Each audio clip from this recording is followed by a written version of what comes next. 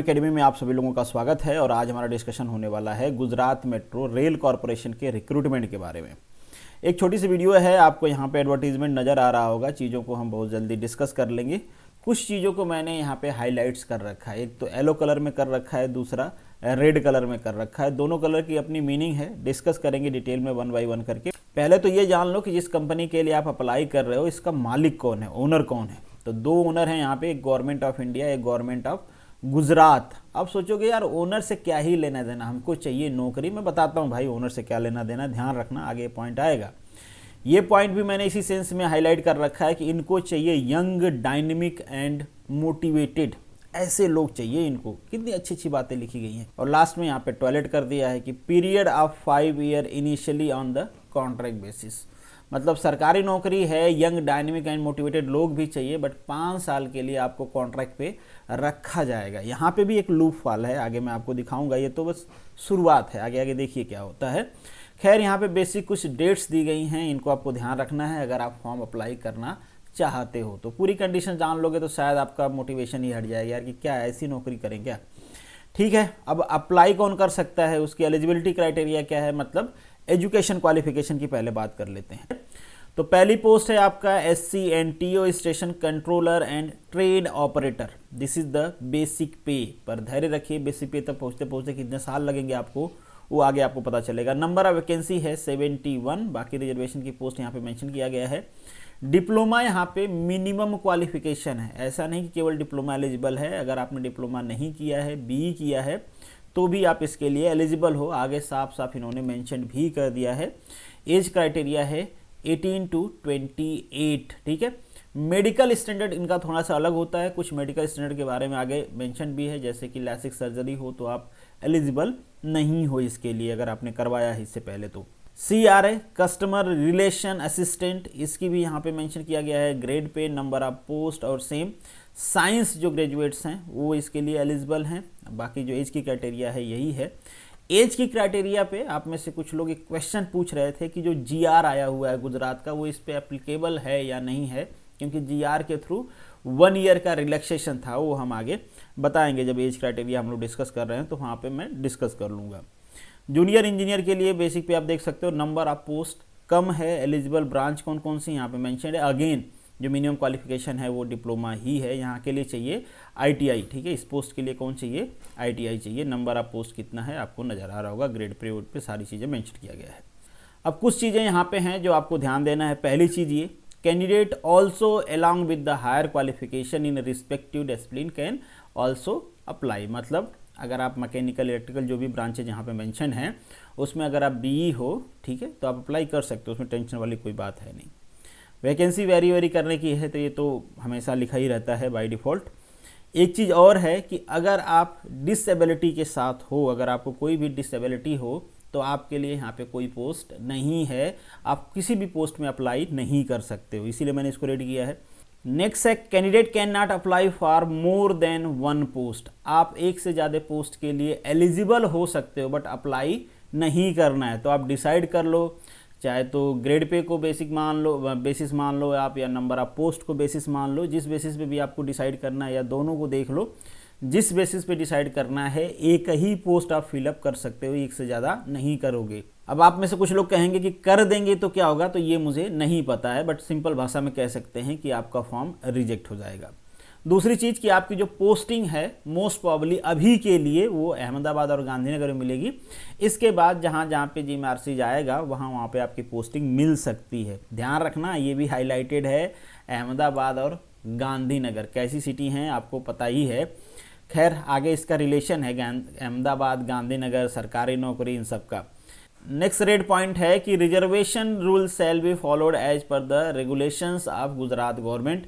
जो भी गुजरात गवर्नमेंट का रिजर्वेशंस रूल्स हैं उसी हिसाब से किया जाएगा कि किस कैटेगरी को कितना % सीटें रिजर्व की जाती हैं उसके हिसाब से। अब यहाँ पे एक क्वेश्चन उठता है कि जब रिजर्वेशन गुजरात गवर्नमेंट के रूल के हिसाब से है, तो क्या गुजरात गवर्नमेंट का जो GR था, age relaxation due to the covid, वो क्या यहाँ पे अप्लाई होगा?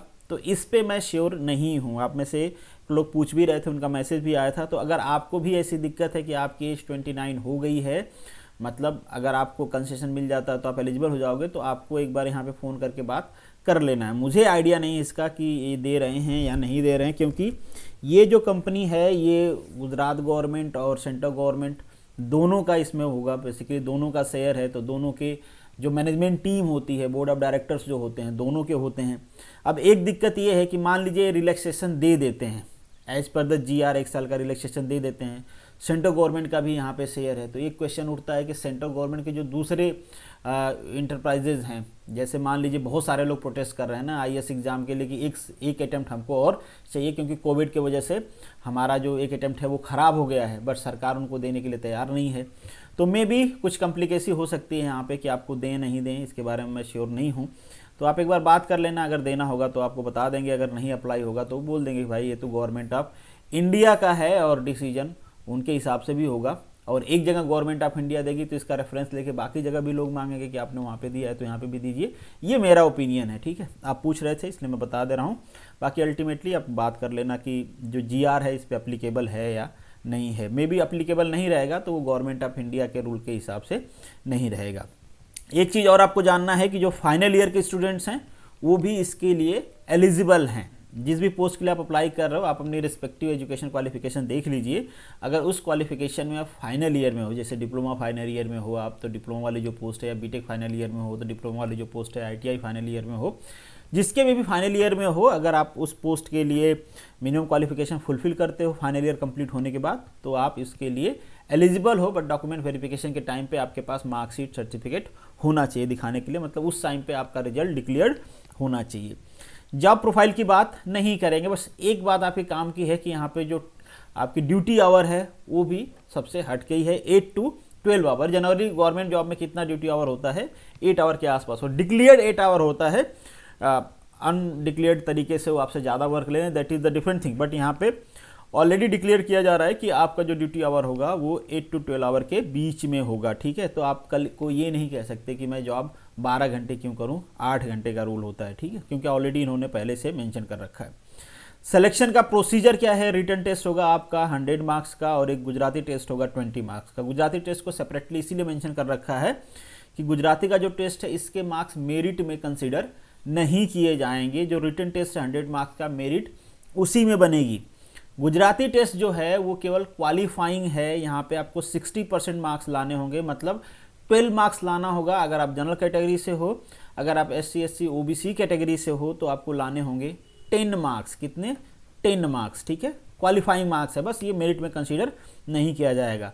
अगर इससे कम रहते हो तो आपका ये वाला जो टेस्ट है उसको इवेल्युएट नहीं किया जाएगा, क्योंकि गुजराती का मिनिमम क्वालिफिकेशन आपने क्वालिफाई नहीं किया है। तो यहाँ पे आपके 100 नंबर रहेंगे तो भी आपके सिलेक्शन नहीं होंगे। तो ध्यान रखना है कि 12 नंबर गुजराती में लाने हैं, या फिर कैटेगरी से हो तो 10 नंबर लाने हैं। एग्जामिनेशन पैटर्न की बात करें तो एग्जामिनेशन पैटर्न आपका एग्जाम होगा 2 आवर का, और यहाँ पे मेंशन किया गया है गुजराती के जो क्वेश्चंस होंगे 20 होंगे, 20 मार्क्स के होंगे। फिर logical reasoning 20 question 20 marks, quantity aptitude 20 question 20 marks, general English 20 question 20 marks, and technical knowledge 40 question 40 marks, ठीक है।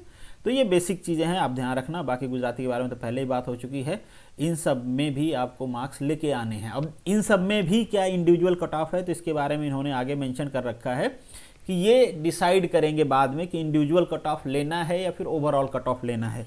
आगे मैंने उसको हाईलाइट किया है, दिखा दूंगा जब आगे आएगा। तो बाकी जो अगर मेंटेनर की बात करें तो यहाँ पे उनका एग्जाम पैटर्न मेंशन किया गया है, डिस्कस करने की ज़रूरत है नहीं।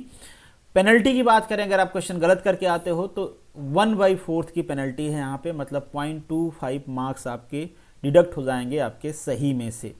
कट ऑफ की जो मैं बात कर रहा था कि क्या मिनिमम कट ऑफ आपके जो टेक्निकल है, मतलब जो 100 मार्क्स का एग्जाम होगा गुजराती को छोड़ के, गुजराती में तो मिनिमम कट ऑफ है बट मेरिट में वो मार्क्स नहीं जाएंगे, तो क्या बाकी के लिए भी मिनिमम कट ऑफ है? तो यहाँ पे इन्होंने मेंशन कर रखा है कि साफ साफ हम डिसाइड करेंगे भाई कि ओवरऑल कट ऑफ लेना है, इंडिविजुअल कट ऑफ भी लेना है, कैसे करना है ये बाद में डिसाइड करेंगे। जिसके हिसाब से इनको कैंडिडेट मिलेंगे उस हिसाब से क्राइटेरिया फिक्स कर देंगे, या फिर अपने कैंडिडेट को जैसे सेट करना होगा उसके हिसाब से क्राइटेरिया फिट कर देंगे, ठीक है। अगर आप रिटन टेस्ट क्वालिफाई कर लेते हो, जो भी क्राइटेरिया ये फिक्स करते हैं, उसके बाद आपको मेडिकल टेस्ट के लिए बुलाया जाएगा। और अगर आप जो स्टेशन कंट्रोलर है या फिर ट्रेन ऑपरेटर है, इन दोनों पोस्ट के लिए सेलेक्ट होते हो तो आपको एडिशनली एक साइकोमेट्रिक टेस्ट भी देना होता है अलग से ना, कि इंस्टेंट डिसीजन आपका कैसा होता है उस टाइप का एक टेस्ट होगा आपको, वो आपको सेपरेटली देना होगा, जिसको आपको क्वालिफाई करना होगा। मेडिकल एग्जामिनेशन के बारे में यहाँ पे मेंशन किया गया है कि अगर फर्स्ट टाइम आप जाते हो मेडिकल एग्जामिनेशन के लिए तो वहाँ पे जो भी आपके खर्च होंगे जाने आने का टीए वो सारी चीज़ें आपको रिम्बर्स किया जाएगा। अगर कोई ज़रूरत पड़ती है दोबारा से आपको री मेडिकल के लिए बुलाया जाता है तो दोबारा जब आप जाओगे तो उसका पैसा नहीं दिया जाएगा, और बहुत ज़्यादा तो है नहीं, ऐसा तो नहीं कि दे देंगे आपकी ज़िंदगी चलेगी। कुछ जो आपका खर्च है 1000 रुपये 2000 रुपये उतना ही रिफंड होते हैं, ठीक है। Candidate having undergo the lasik surgery are not suitable for any post. इनमें से जितनी भी पोस्ट हैं किसी भी पोस्ट के लिए आप एलिजिबल नहीं हो अगर आपने ऐसी कोई सर्जरी किया हुआ है तो कोई भी सर्जरी किया है आपने आँखों का, बेसिकली आपका जो विज़न है अगर वो कमज़ोर है तो आपको अप्लाई करने की ज़रूरत नहीं है, मेडिकली आपको वो अनफिट कर देंगे। एक चीज़ और है कि यहाँ पे आप मार्क्स भी ले आए, मेडिकल भी कर ले, सब कुछ ठीक हो गया, इसका मतलब ये नहीं कि आपकी जॉब श्योर हो गई। आपका कैरेक्टर भी देखेंगे, आपकी पिछली लाइफ भी देखेंगे, आप कहीं पे कुछ गड़बड़ तो नहीं किए थे, अभी ठीक ठाक है सब कुछ।